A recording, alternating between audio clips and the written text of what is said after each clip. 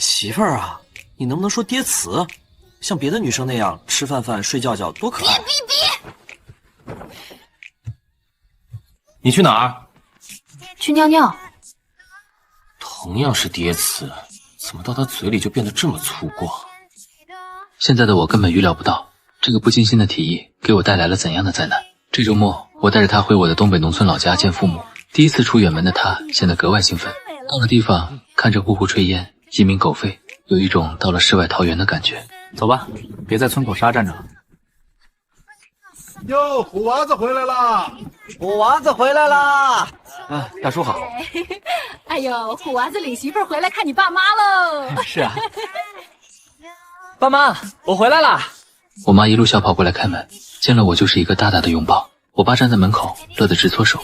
女友说完还鞠了一躬。叔叔阿姨，你们好好。我一脸黑线。这姑娘真会说话，上来就夸咱俩好呢。你问好能不能正常点？不是你说的吗？说爹词显得可爱。那也不是什么话都硬套叠词啊！你那舌头听着像被熨斗烫过似的。他狠狠剐了我一眼，没再多说什么。进了院子，他真是彻底撒开了欢。呀，小鸡鸡！给老母鸡看的一看一个不吱声。呀，大咪咪！小白惊恐地看着这只两脚兽，不明白它为何如此没有边界感。这他妈都是什么虎狼之词！哎，求求你不要再说了。这姑娘一看就是第一次来农村，快进屋，快进屋。小姑娘是叫沈婷吧？对，也叫沈婷婷，显得可爱。我妈以为沈婷幽默，笑得合不拢嘴。聊了一会儿，沈婷想出门转转。虎娃子，你去陪陪婷婷。我肯定得陪，不然真怕她闯出来点什么祸。一眼没看到，在院子里一手掐一只我家大鹅，在那转圈圈。大鹅扑扇着翅膀，惊起一地尘烟。哎，村里的大鹅看见它都得绕道走。哎呀，大姐，你能不能消停点？回到家你就和我叨叨叨叨，没完没了了。叨叨，这说了4个叠词啊！晚上我爸做一大桌子菜，还开了一瓶一直舍不得喝的好酒。婷婷喝点嘛。来，叔，我给你倒。好，这姑娘真懂事儿。欢迎婷婷来家里做客，欢迎啊！客气了，叔，我干了，您随意。捏着鼻子也得干了。那个，你俩慢点喝，先吃菜。哎呀，没事儿，这说明婷婷爽快。我是真怕他给老爷子喝多了。1个小时以后，我和我妈坐在一起，看着我爸和婷婷拜把子。来，叔，喝一个。哎，别叫叔，见外叫大哥。大哥，二弟，大哥喝酒，干啦！二弟干啦！婷婷啊，你给大哥说说，虎娃子到底对你好不好？他要是欺负你，大哥帮你教训我这不孝子。叔，你放心，你儿子对你二弟可好了。不是，你俩这辈分是怎么论的？我按谁那边算啊？各论各的。行吧，二叔，你别把我爸喝多了，不然你未来丈母娘该担心你大哥的胃了。我和我妈知道我爸是高兴，婷婷也是爽快，两人才喝多了。只要不喝坏身体，我俩都不能拦着。第二天，两人都睡到中午才起床。见面之后，我爸失去了昨天酒桌的豪迈，沈婷也没有昨天酒桌上的狂放，两人恭敬的像是翩翩君子。你俩还能记住昨天？记不住，你别逼逼我，我告诉你。喝多了不可怕，就怕喝多了第二天有个憨憨帮你回忆。你说我说的对不叔？对，就是这么个道理。哟，哎，虎娃子回来了，这不是巧了吗？屋外进来一个人，这人进来的时候，我妈皱紧了眉头。我爸自顾自去洗漱，我看着他的脸，也是太阳穴一跳一跳的疼。来的人是我二叔，这回是亲二叔。二叔进来之后发了几个微信，我家那些七大姑八大姨都来了，没有一个空手来的。虎娃子现在有大出息了，听说都当上博士了，1个月工资肯定不少。不少，那都得多过天去。我尴尬的直搓手。虎娃子，你弟弟马上要结婚了，彩礼差一点，你看看。我妈笑盈盈的从厨房出来。他二叔，我家这也没有什么多余的钱了。再说了，上次借走那5万还没还呢吧？嫂子，你别这么说，我们是真困难，有钱肯定马上还上，这不是是赶到这儿了吗？这句话很有水平，一下子把所有亲戚都拉到了他的阵线。今天在屋子里的所有人都管我家借过钱，都没还。我们家这些亲戚没有哪个是条件好的，也就我爸妈，因为我有个不错的工作，过得稍微好一些，但是也架不住这些亲戚这么啃。不是，我家也没有钱了。你看看你们这么大张旗鼓的，不是让我家老潘为难吗？亲弟弟管亲哥哥借钱有什么为难的？嫂子，我不和你说，我和我大哥说。我爸那个性格偏内向，还要面子，二叔多说几句他肯定借，这钱借出去基本就等于丢了。他在屋里低着头抽烟，一句话也不说。老潘，你看我们这东西都拎来了，就借点钱而已，借了就走。对啊，现在潘虎有大出息，你还差我们那点小钱吗？老潘，你以前可不这样。也就这几年了，等虎娃子把你们接城里，咱们几个还看不着了呢。我实在是看不下去了。二叔，你们这……哎呀呀，长辈们聊天呢，你作为晚辈别插嘴。二婶直接把我拉到一旁，不让我说话。哎，虎娃子，你小时候婶子对你可好了，每次你来我家，我都给你吃糖，对不对？确实是，但那糖都是我那个不生气的弟弟不爱吃的，马上就要变质的。老潘呐，虎娃子现在这么有能耐，是我们家族的功劳，是我们老潘家的荣幸，可不能忘了我们这些穷亲戚啊。对，都是实在亲戚，有福同享，有难同当。我爸再也架不住他们的阴阳怪气，准备去让我妈取钱。我妈最了解我爸，看见我爸的眼神，她就不乐意了。嫂子，你这是干啥？老潘，你也不管管，这个家不是你说了算。我挣脱二婶的胳膊，准备开口说几句。沈婷这时候推门进来了。哟呵，这么多人呐！没等我开口，她自己开始自我介绍上了，挨个和这些亲戚握手，那叫一个热情，给我爸看得一愣一愣的。各位长辈来，是有事。来借钱的。都是实在亲戚。原来是这事啊，都是实在亲戚，有福同享，有难同当，怎么了？我操，你他妈哪儿播的？你看看这媳妇儿多懂事儿，就是这么个道理。老潘，你家是娶回来个宝啊？对对对，二叔，我马上也是嫁到潘家来了。咱们都是一家人，一家人不说两家话。你们放心，这是我心里有数。3天后你们来，我肯定把事情安排妥当。真的？真的，3天后过来就行。都是实在亲戚，大家都过来。在众人的附和声和恭维声中，我爸瞪大了眼睛，不知道沈婷要做什么。放心吧，不就是借钱吗？这点是我解决。3天后，一众亲戚齐聚我家，甚至还有几个前几天没来，今天过来的，我家的小房子都要坐不下了。他们也确实坐不住，一个个急得满地溜达，都是把我女朋友当成冤大头了，想着能从她身上榨出多少钱来。这些天我问了沈婷好几次，她都不和我说，告诉我等着就行了。中午的时候，我家小院门口停了7、8辆面包车，下来的人进了屋，不由分说开始砸东西。我爸妈吓了一跳，被人用钢管指着。我想起来反抗，也被2个人按在床上不能动弹。好啊，你以为你跑农村来我就找不到你了是不是？还钱！我没钱。没钱？没钱他妈今天谁也别想走。那个，我们就是来串门的，和他们不熟，让我们先走吧。不给钱谁也走不了，不服你们就报警。我手里有欠条，摁了手印的，到哪儿都有理。报警正好，把你们都抓起来，省得你们跑。我们不认识你啊，你就让我们走吧。放屁！给钱我放人，今天不拿钱出来，都在这儿撅着。二叔，你们借我点钱，都是实在亲戚，有福同享，有难同当啊！我原来打算今天让朋友送钱来借给你们的，钱都给你们了，现在有人找我要债，你们不能不管我。好啊，原来他的钱都到你们手里了，拿出来。没有啊，冤枉，我才认识他几天，怎么可能收他的钱呢？二叔，前几天刚刚说好的同甘共苦呢，不然你们今天也不能来呀。这一句话把二叔说的哑口无言。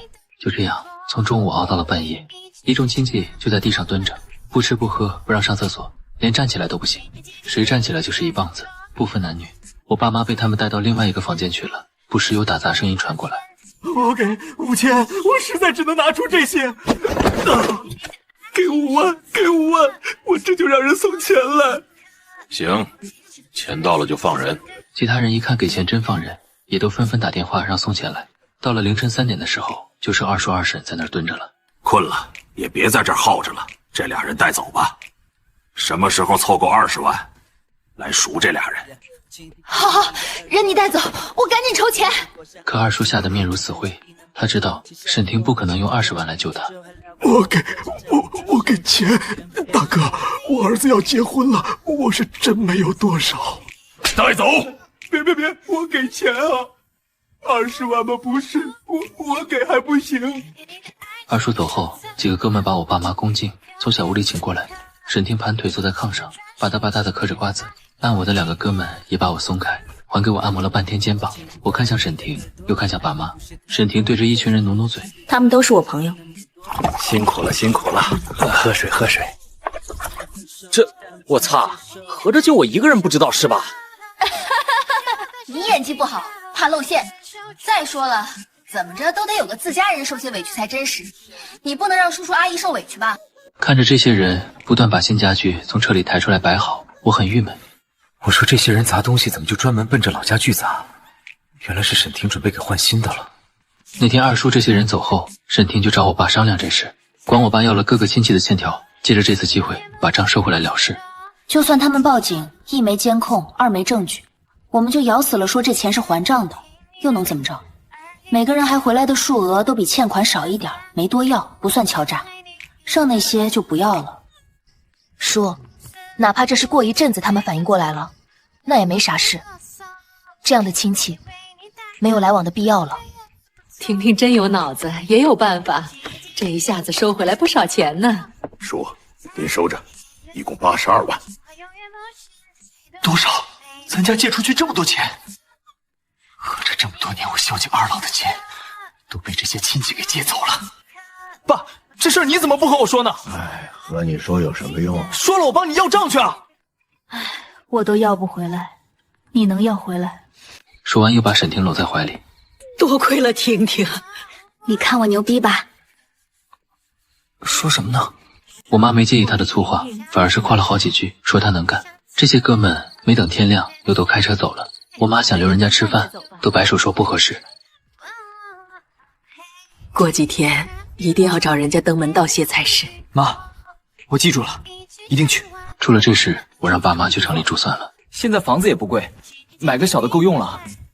农村生活习惯了，去城里不得劲。再说了，老家还有地呢，都是农民出身，地荒了不种是要遭报应的。我拗不过他，只能让二老先在农村住着。这也在家住了好些天了，明天回去。行，就是没看到雪太可惜了。我一直想在东北看雪。净说胡话，也不是冬天哪有雪。你爱看，冬天再带你回来。不好了，老崔家和老潘打起来了。我和我妈赶紧出去往后山跑，后山有地，我爸在地里呢。到了地方，我爸已经被推在田埂里了。我妈赶紧去扶，我过去理论，也被崔家老大一把推开。崔家3个儿子蔑视地看着我，要么说农村都喜欢生孩子呢，还得生儿子。你们几个什么意思？书呆子，你滚开，别逼我揍你啊！我爸从田埂里起来，他们抢咱家地，就一块地，能怎么着？犯得上和崔家畜生一样的？兔崽子，你怎么说话呢？崔家老大过来抓住我的脖颈，老二一个鞭腿踢我后腰上，我的整个下半身都有点麻。铁锹携着尘沙从我脸前掠过，让我有点睁不开眼睛。崔老大要不是反应快，这一下子脑袋都得被劈开。你们再动他一下试试。沈婷拎着铁锹，喘着粗气，能看出来刚才那一下他挥舞的也有点吃力。我有点汗颜，我一个大男人还得靠女朋友保护。你这小娘们，你找死是不是？我夺过女朋友手里的铁锹，你敢过来，我就敢弄死你。这时候崔家老爷子也赶了过来，眼看着事情要闹大了，把他的几个儿子拉走。最后又找到我父亲，说这地当初是怎么划分的，后来又怎么着。我没听，我知道我爸的性格是不会占别人便宜的，就是对方胡搅蛮缠罢了。沈婷看着我妈帮我爸拍身上的土，看着我揉着腰上的伤，看着对面崔家3兄弟挑衅的表情，突然笑了。叔，我问你，这地不种了行不行？那就说好了，您别反悔哈。是我家弄错了，那几块确实是你家的。还是女娃子懂事理。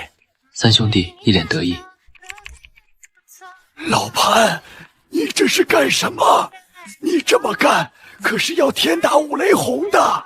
我爸默默的不说话，只能看向沈婷。沈婷不管那些，招呼着铲车队往这边开。铲车斗里装的都是满满的工业盐。这几车工业盐要是撒地里，地就废了。崔家的地在最山脚，我家的地和他家挨着，而且一下雨，盐水全都冲山下，崔家地里去了，他家的地也废了。水往下走，别人的地不受影响，崔家就等着饿死吧。女娃子，你敢把盐拉走？我盐往我家地里撒，关你什么事？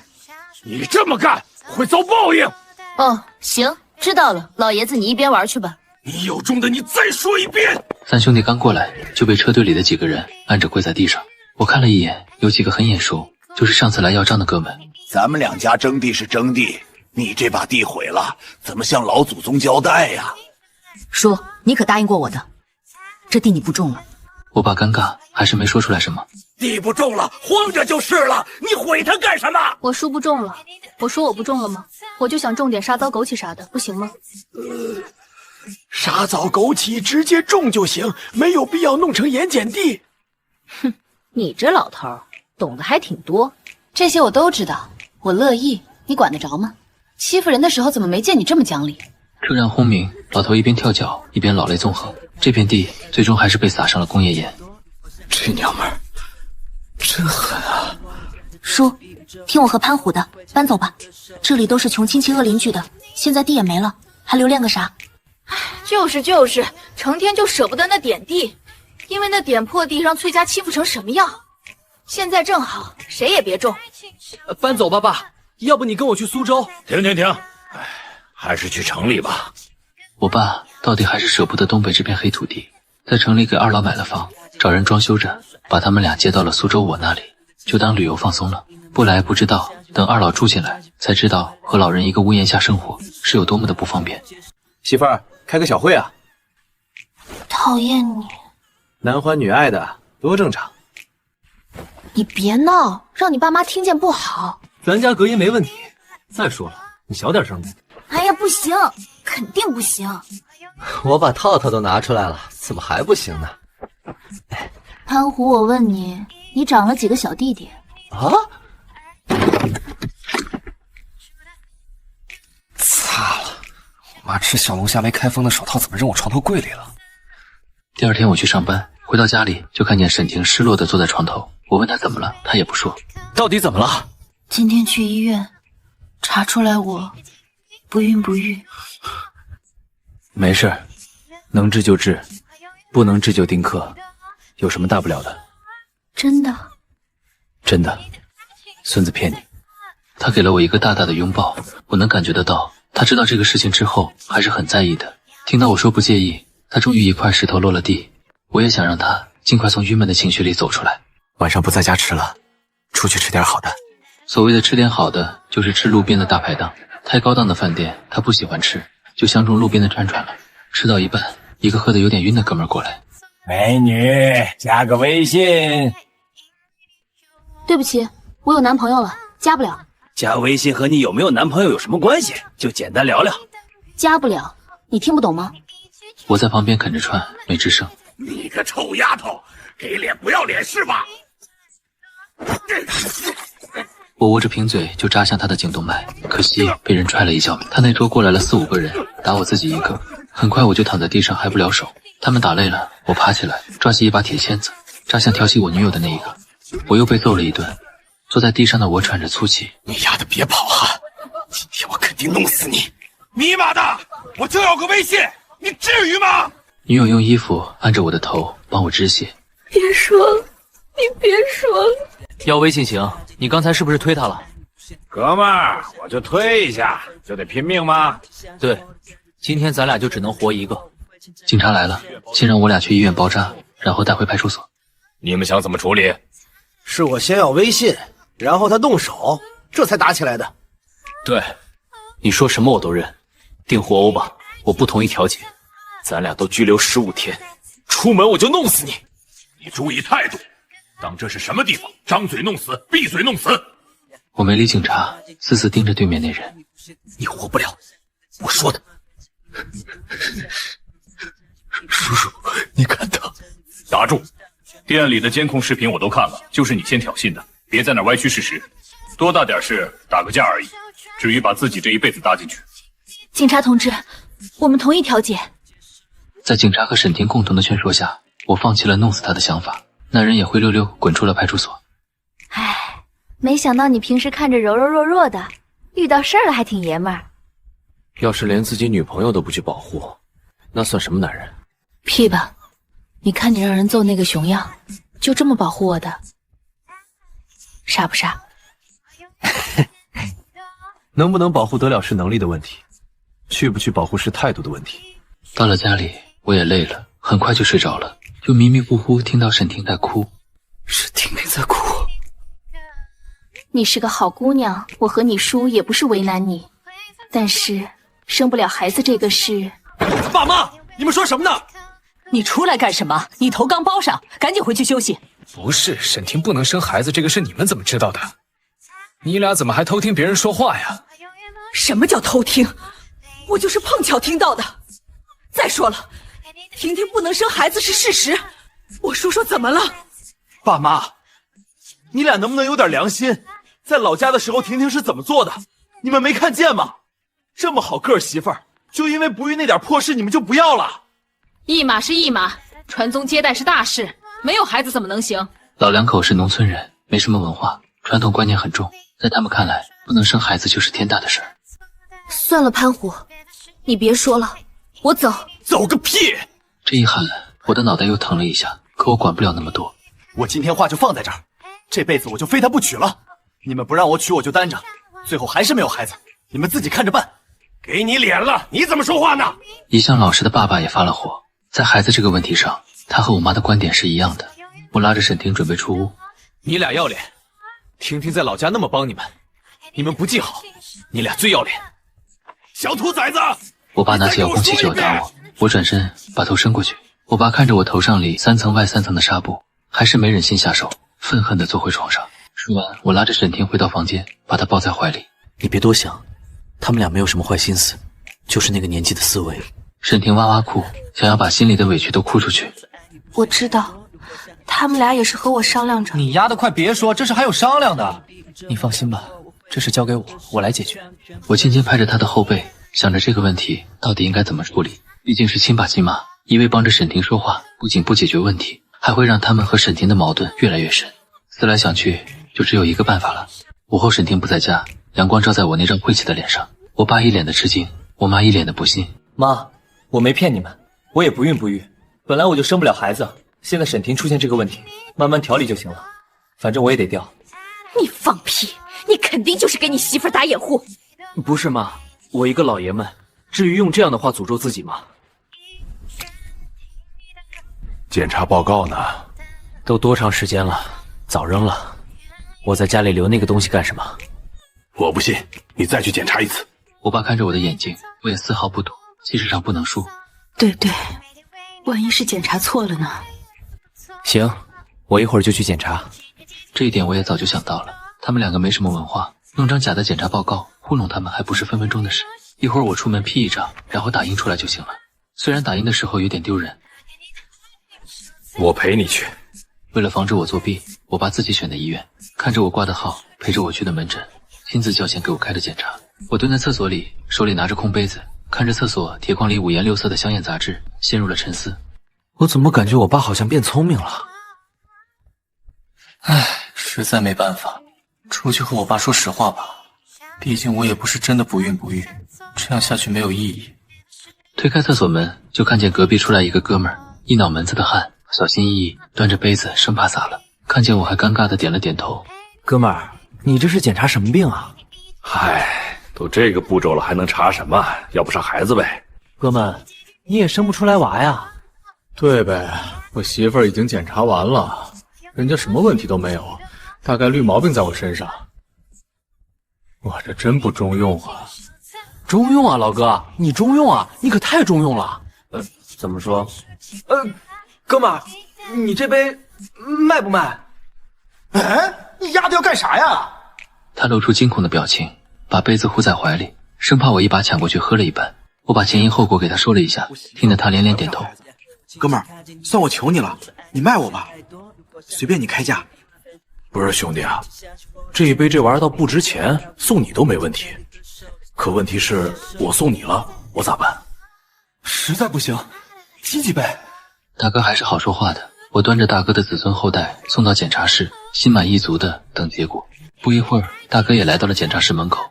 你就是个废物，还说老娘不行！你看看你，进去特码1个多小时，就挤出来这么点逼玩意，你说要不上孩子怪我吗？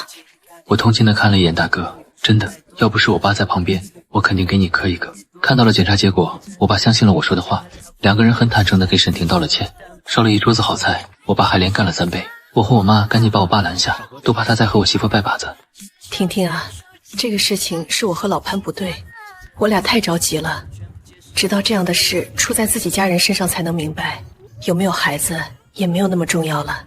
是，叔叔对不起你，叔叔给你道歉。没事没事，以后就慢慢调理，要上最好，没要上就再想办法。哎，对，妈，过几天我领你们出门转转吧。不了，明天我和你爸就回家了。对婷婷说了那样的话，我俩也没脸在这待着了。叔叔阿姨，没事的，不至于。不留了，还是回家吧。你用了什么办法让他俩态度变化这么快的？是这样，我在医院碰见了一个大哥。我要去给那大哥送份果盘。你不会真的也是不孕不育吧？要不你明天再去查查，万一呢？没有万一，不可能，男人的这方面容不得半点质疑。我搂着他亲了亲，确实是让你受委屈了，过几天带你出门玩去。带着沈婷看了她最喜欢的话剧，看着她笑得前仰后合，我的心情也放松了不少。最近这段时间发生了太多事了，我的压力很大。好在都过去了，爹妈走了，不孕这一块也没人说啥了，可以开始过我们甜蜜的好日子。接着台上的景，给你照几张相。好。她在台上欢乐地摆着 pose， 像极了没有长大的小女孩。对，就这样，把眼睛闭上，别动，我找个角度。她睁开眼，漫天的大雪从天而降。哇，好漂亮！沈婷，我爱你。她一把抱住我，激动得满眼泪水。嫁给我好不好？我俩就这样站在飞雪之中，此生白头。这雪看着好真啊！当然了，我就是研究材料的博士，专业对口。等到了冬天，带你回东北看真的。这个就很真，可惜了，就是不太凉，也不会化。是不会化，但是可以吃。我捡了一团雪，塞进他的嘴里。甜的？对，玉米淀粉做的，很多影视基地拍雪景都用这个。深深一吻，好像忘记了时间的流逝，都想就这样抱着他，一直走到时间长河的尽头。他也闭着眼，享受着这一刻的爱意满屋。老师！一声惊呼把我唤醒，睁开眼，雪停了，我才想起来2楼还有不少人呢。老师，原材料没了，你俩还亲吗？还亲的话，我再去取一点，你俩慢慢亲，不着急。满屋都是我学生爽朗的笑声。我们啥时候去领个证？我想5月22号那天，这样我俩就能愉快的吃3天好吃的。那我们今晚就去排队，明天要第一个去领证。好啊。那一夜，我俩在民政局门口一直看星星。到了后半夜，他坚持不住了，靠在我的肩膀上睡得很香。到点了。啊？到点了吗？可以领证了。有个好消息和一个坏消息，你想先听哪一个？好消息。我俩确实是第一个来到民政局的。坏消息呢？今天周6，民政局不上班。我操！你还能办点什么事？他一下子来了精神，跳起来扯我的耳朵。今天是星期6，你怎么不早点说？我不也是才发现的吗？哎，你轻点啊！在我俩失望的眼神中，民政局开了门。哇，你快看，你快看，周6民政局上班耶！哼，上个屁！我学生在民政局上班，我提前打了招呼的，人家给咱俩办完就走。